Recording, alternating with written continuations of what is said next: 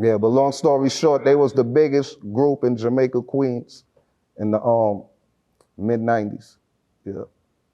Were you rapping at the time? Nah, I don't rap. I never rap, man. I'm a hustler, man.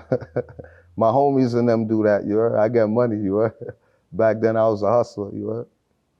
Yeah. But I used to soak the game up though. Like being around them in the studios and everything, I used to just sit there and pay attention and focus on everything. So I really got the game firsthand, learned it watching them, like firsthand, seeing them. And seeing how Freaky Time, Mr. Cheeks and them still kept it real with the hood. You know what I mean? Always looked out for the little kids, make sure they hood straight, the block straight. You know what I mean? Real OGs, you know? You know what I mean? So I got a lot of my game from them, watching them from young. Yeah. How old would you say you were when you caught your first case? Like 13, 14. I was in junior high school. That's 7th, 8th grade, but I was in the 7th grade. Yeah, so that's like 12, 13, man. Facts. Did you go to juvenile hall? Yeah, I was in Spofford for like a week before I got bailed out, you what? I was facing 10 years and shit. Damn. Yeah. So did you have to do any time for that, or did you Nah, beat it? I bet I wound up getting probation for that. Yeah. I wound up getting probation and I had to see a therapist for like a year because of the age we was catching cases and shit. I was almost facing 10 years and shit. For some shit I wasn't even involved with. You heard? That was other homies from my junior high school I used to deal with and shit. You heard? But I was there at the time and, you know, somebody witnessed me there and said I was involved with the situation and shit. So, you know, we all got picked up. Yeah. Okay. And at what age do you meet 50? Around like 14. Okay. So Yeah. 50 was already running the block and everything at that time. Yeah, when you met because him. yeah. At that time he like probably 19, I'm 14. Remember, he 5 years older than me. Yeah, remember, I'm the young boy from the hood. All my OGs older than me, like about 5, 7, 10 years. So I'm the baby boy. I used to just run with the old heads from young. You heard? So he got like 5 years on me. So at that time he like 19. Yeah, hell yeah, he the man on the block. Big facts. Yeah. What happened when you guys met? When we met was funny. We met on him trying to bully a nigga, you heard? Yeah. I was gonna check my homie Silky. You know, I told you that's who I used to deal with on the Lost Boy tip. That was my big homie and shit. That's who I used to hustle with, get my guns from and shit. We out of town and shit. So I'm going to check Silky and shit. He live in Rochdale.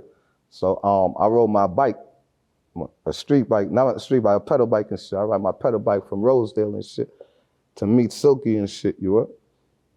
So he on the block and shit. He ain't really know me. So I see this big nigga grilling me and shit, you heard? So he watching me, I'm watching him and shit. So then Silky comes across the street and shit. So he wound up calling Silky over like, yo, Silky, come here, my nigga. Remember, Silky and him good already. So he wound up calling Silky and shit like, yo, come here, my nigga, who this little nigga? And he was like, nah, son, he good, that's Smurf and shit. Then he was like, oh, all right, because I was about to slap this nigga and everybody you know, you heard? So that was our encounter, yeah? And the funny shit is, I had a 2.5 on me the whole time, you heard? So I could have violated, you heard? But I already knew he was the big stepper on the strip at the time, you heard? But that was our introduction, you heard? So from there, we was good. I ain't show no fear, ain't nothing, you know what I mean? Yeah. Facts, though. Okay, so you're not going to school at this time. You know, what are you doing with yourself? Do you ever try to get a real job or anything? I told you, I'm hustling, bro. We selling weed, we selling crack, we selling heroin, bro.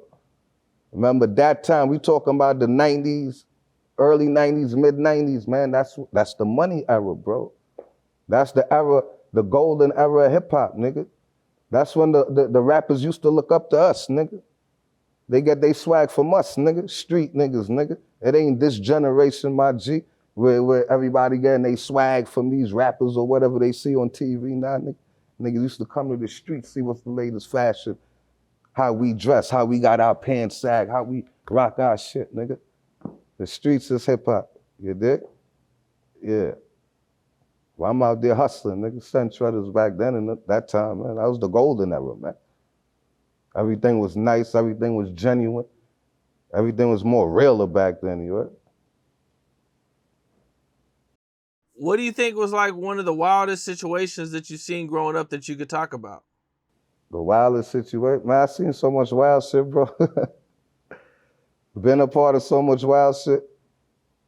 It's just wild shit. I could see my homie died and shit. See my homie died in front of me and shit. Niggas got shot in front of me. Niggas got stabbed in front of me. It's mad shit. You heard? Yeah. Damn. Well, we How shot, old were you we when shot your niggas, we homie died in stabbed front of niggas. you? Huh? How old were you when your homie died in front of you? That shit happened in Brooklyn, man. So I seen death from early, man. Damn. Yeah. I was around 8. No, I was around, what? Because I had lived on East 34 for like 3 years. But before I moved to Queens, we went to East 21st and Flatbush, you heard? And I stayed there for like a few months and shit. Or like 6 months and shit.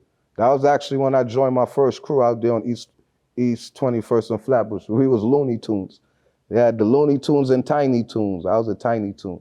At like 8-year-old. That was like my first crew, gang and shit. I forgot to tell you about that shit. So yeah, I was the head of the Tiny Toons. Shout out to them niggas if they remember that. Yeah, so boom. Yeah, you know, we used to be out there fighting, scrapping and shit. Yeah, nigga died in front of us. Nigga pulled out a gun, started shooting, man. And hit one of the little homies, man. How old was the person that got killed? He was a little nigga like my age, man.